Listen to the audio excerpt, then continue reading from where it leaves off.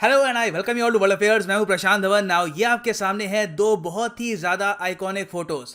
ये फोटो है 2001 की, जब यूएस सोल्जर्स ने इनिशियली अफगानिस्तान को अटैक किया था और तालिबान को बिल्कुल हराकर यहाँ पे काबुल में यूएसए का जो ये झंडा है ये गाड़ दिया था। बहुत ही इमोशनल मोमेंट था अमेरिकन्स के लिए, क्योंकि ये अंदर से फील कर रहे थे कि इन्होंने 9/11 के आतंकवादी हमलों का यहाँ पर बदला लिया है।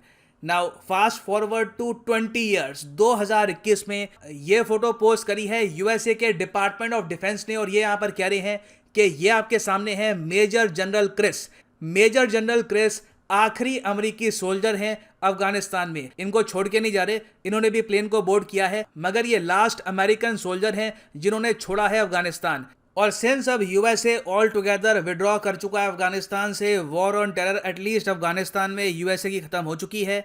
अमरुल्ला साले जो अफगानिस्तान के फॉर्मर वाइस प्रेसिडेंट थे, आज के समय ये पंजशीर वैली में है, इन्होंने यहाँ पर बहुत ज़्यादा मैं कहूँगा सही कमेंट करी है। इन्होंने यहाँ पर ये कहा कि जो ये आखिरी अमेरिकन सोल्जर है ना, मेजर जनरल क्रिस, ये मत समझ लेना कि ये अपने बैकपैक में अफगानिस्तान को लेके जा रहा है।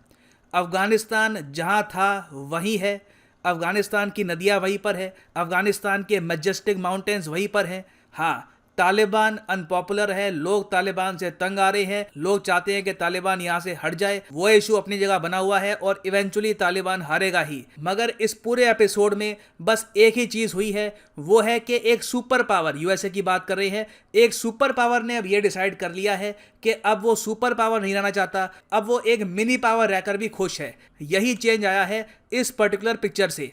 ना अमरुल्ला साले की जो यहाँ पर बात है बिल्कुल ठीक है, आप अगर सोच कर देखें, क्योंकि यूएसए के जो एक्शंस हैं ये एक ग्लोबल सुपर पावर वाले नहीं है। यूएसए आज के समय अपीयर होता है as a very tired defeatist country, जो बस थक चुका है, जो चाहता है कि कैसे भी करके अभी के लिए जो भी वॉर्स हैं ये समाप्त हो और ये फॉर द टाइम बिंग बस अपने कंट्री पर फोकस करे। मगर यूएसए का जो ये एटीट्यूड है ये एक्चुअली बाकी दुनिया पर काफ़ी भारी पड़ सकता है, प्राइमरली इंडिया, जापान, ऑस्ट्रेलिया पर, क्योंकि दुनिया ये जानती है कि अगली जो मेजर कॉन्फ्लिक्ट होने वाली है वो होगी ताइवान के इशू को लेकर। चाइना ऑलरेडी काफ़ी हद तक प्रिपेयर्ड है। काफ़ी रिपोर्ट्स भी आई है रिसेंटली कि चाइना की वॉरशिप्स तो अब 24 घंटे के स्टैंड बाय पे रहती है in the waters east of Taiwan. कोई बड़ी बात नहीं है, मैं आपको ये बता दूं, सरप्राइज मत होना कि आज से कुछ महीनों बाद, हो सकता है कि इवन 1 साल बाद भी, अचानक से आप सुबह सुबह उठो और गूगल न्यूज़ पे या फिर ट्विटर पे ट्रेंड कर रहा हो, China has started invading Taiwan. ये बात सब लोग मान के चल रहे हैं कि शी जिनपिंग आने वाले कुछ ही सालों में, हो सकता है कि कुछ ही महीनों में भी, एक इन्वेजन लॉन्च कर दे ताइवान पर। तो क्या उस समय लोग डिपेंड कर पाएंगे अमेरिकन्स पे? क्योंकि अमेरिकन्स आज के समय आप अगर देखो बहुत थके हुए हैं and they are sick of the endless wars. ये जो यहाँ पर स्टेटमेंट है ना, अमेरिकन्स अब थक चुके हैं, ऑलमोस्ट बीमार फील कर रहे हैं लगातार वॉर लड़ लड़ के। ये स्टेटमेंट अमेरिका में फेमस हो गई थी 2016 से कि कब ये वॉर खत्म होगी, हम कब इन फॉरेन कंट्रीज में जाना बंद करेंगे। कभी हम जाते हैं लीबिया में, कभी हम जाते हैं अफगानिस्तान में, कभी सीरिया में हम जाने की बात करते हैं, और वहाँ पे हमको करना क्या होता है, हम कहते हैं कि हम वहाँ पे उनको फ्रीडम देंगे, हम वहाँ पे जो डिक्टेटर है उसको ख़त्म कर देंगे और एक बेहतर कंट्री बनाकर जाएंगे। मगर क्या ऐसा हो पाता है?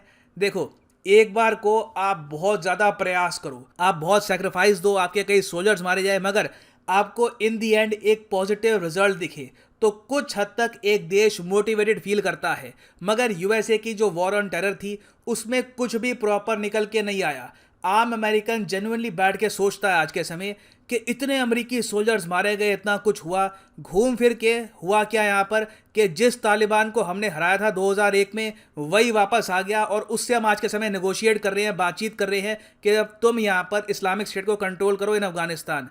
कितना बड़ा एक मॉन्यूमेंटल फेलियर है। Waste of human life, waste of money, waste of resources, इसको कहते हैं मेजर पॉलिसी फेलियर। क्योंकि आप अगर ह्यूमन कॉस्ट देखोगे अमेरिका की इन अफगानिस्तान, तो ये बताया जाता है कि ऑलमोस्ट 2500 इनके सोल्जर्स यहाँ पे मारे गए हैं। कई यूएस कॉन्ट्रैक्टर्स मारे गए, क्योंकि यूएसए ने बहुत ही बड़े स्केल पर कंस्ट्रक्शन भी करी है अफगानिस्तान में, मिलिट्री बेस बनाए, तो इनके जो कई कॉन्ट्रैक्टर्स हैं ये भी मारे गए। अफगान नेशनल मिलिट्री और पुलिस के 66,000 लोग मारे गए यहाँ पर। अफगान सिविलियंस ऑलमोस्ट 50,000 मारे गए, 72 के आसपास जर्नलिस्ट मारे गए। इन दी एंड हुआ क्या? Back to square one. और अभी तो मैं आपको ये बता दूं कि यूएसए को और भी ज्यादा खर्च करना पड़ेगा अपने सोल्जर्स पर। रीजन ये है कि कई इनके सोल्जर जो मारे नहीं गए अफगानिस्तान में वो वापस आए हैं, या तो मेंटल ट्रॉमा के साथ, या फिर उनकी हेल्थ बहुत ही नेगेटिवली इंपैक्ट हुई है, उनकी एक आर्म जा चुकी है, लेग जा चुकी है, उनको और टाइप की इलनेस हो गई है। तो अब यूएसए में हाल ही में कैलकुलेशन हुई है कि जो सोल्जर्स हम वापस ला चुके हैं हजारों, उनकी हेल्थ केयर का खर्चा जो यूएस गवर्नमेंट उठाने वाली है वो हमको एडिशनल पड़ेगा 2.5 ट्रिलियन। ये जो कॉस्ट है ये पीक पर चली जाएगी 2030 के अंत तक। तो जो रियल कॉस्ट है इस वॉर ऑन टेरर की, ये तो यूएस इन द फ्यूचर और भी पे करेगा। तो इसलिए ऑल टुगेदर अमेरिकन की मेंटेलिटी आज के समय ये है कि रिट्रीट, अभी के लिए कोई फॉरेन वॉर हमको नहीं चाहिए। इनके इलेक्शंस में भी यही बात होती है अब कि कोई यहाँ पर यूएसए के बाहर जाके हम वॉर स्टार्ट नहीं करेंगे। We are a tired nation, हमें पहले अपनी जो इकोनॉमी है ये रिबिल्ड करनी होगी।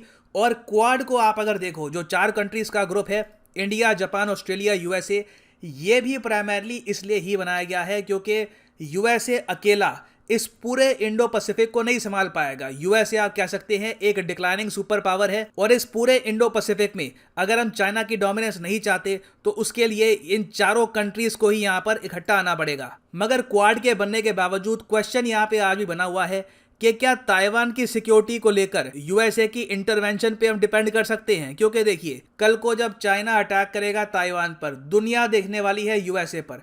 उस वक्त यूरोपियन देश, अफ्रीका या फिर बाकी जो आसियान देश है वो भारत या फिर ऑस्ट्रेलिया को नहीं देखेंगे कि चलो करो बचाओ ताइवान को। सीधा यहाँ पे अटेंशन जाएगी यूएसए पे कि क्या यूएस अटैक करेगा चाइना को ताइवान को बचाने के लिए या फिर नहीं।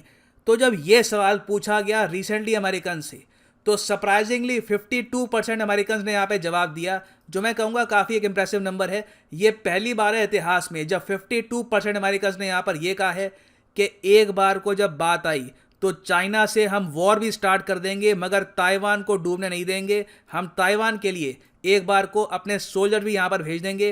तो ये मैं कहूँगा बहुत बड़ी स्टेटमेंट है, और इस सर्वे को प्राइमरली कवर किया है वॉइस ऑफ अमेरिका ने। वॉइस ऑफ अमेरिका आप कह सकते हैं यूएसए का दूरदर्शन है, इनका सरकारी न्यूज आउटलेट है। तो यहाँ पे आप देख पाओगे ये सर्वे की एक रिपोर्ट है ना। यहाँ पे आप पूछोगे इन्होंने इतनी लंबी एक रिपोर्ट यहाँ पे पब्लिश कर दी सिर्फ इसी इशू को लेकर कि क्या ताइवान की रक्षा में अमेरिकन अपने सोल्जर्स भेजना चाहते हैं नहीं भेजना चाहते। क्योंकि मैं आपको ये बता दूं, ये सवाल पूछना इंपॉर्टेंट इसलिए भी है क्योंकि इन दी एंड अमेरिकन ही डिसाइड करने वाले हैं कि इतनी लंबी वॉर ऑन टेरर के बाद क्या चाइना जैसी super power, nuclear powered country के अगेंस्ट लड़ने को आप तैयार हैं ताइवान को बचाने के लिए। क्योंकि एक बार को अमेरिकन कह सकते हैं ताइवान से क्या रिलेशन है हमारा, कल्चरली क्या वो हमारे जैसे हैं। एक बार को अगर बात आती कि ऑस्ट्रेलिया पे अटैक हो रहा है, न्यूजीलैंड पे अटैक हो रहा है, तो ये लोग कह सकते थे कि चलिए एंग्लो सैक्सन कंट्री है, इंग्लिश स्पीकिंग कंट्री है। मगर एक बार को अमेरिकन कह सकते हैं कि ठीक है ताइवान चाइना के आसपास का एरिया है, वो कब्जा रहे हैं, दैट इज देयर प्रॉब्लम, हम अपने सोल्जर्स वहां पर क्यों भेजे,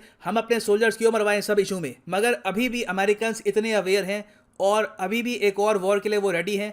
और ये लोग कह रहे हैं कि एक बार को वॉर होने की बात आती है तो half of American will vote in favour of war. हालांकि यहाँ पे आप कह सकते हैं कि 52% कोई इतना ज़्यादा बड़ा आंकड़ा है नहीं। I mean, अगर 52% कह रहे हैं कि वॉर पे जाने के लिए हम तैयार हैं तो मतलब कि 48% भी हैं यहाँ पर जो कहते हैं कि हम वॉर नहीं चाहते। देखिए, बाकी जो 48% है उसमें से एक बहुत बड़ा चंक है जिसने कहा है आई डोंट नो, मुझे पता नहीं है इस इशू के बारे में कि वॉर यहाँ पर इंपॉर्टेंट है नहीं है। तो ओवरऑल आप अगर देखो तो मेजॉरिटी ऑफ अमेरिकन आज भी इस बात को लेकर अवेयर हैं कि वॉर ऑन टेरर खत्म होने के बाद इनको चाइना के अगेंस्ट हो सकता है, मैं ये नहीं कहूँगा होगा ही, हो सकता है कि एक और वॉर लड़नी पड़े।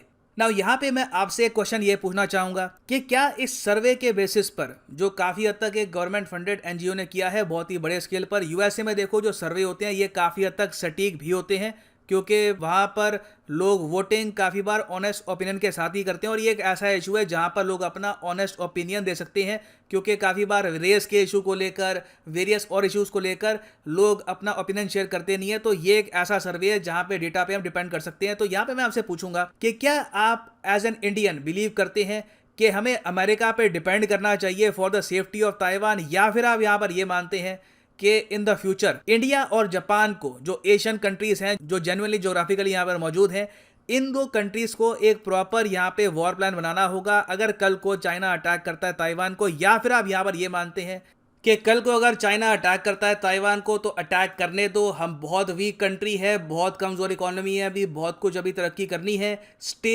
As far away from China Taiwan conflict as possible.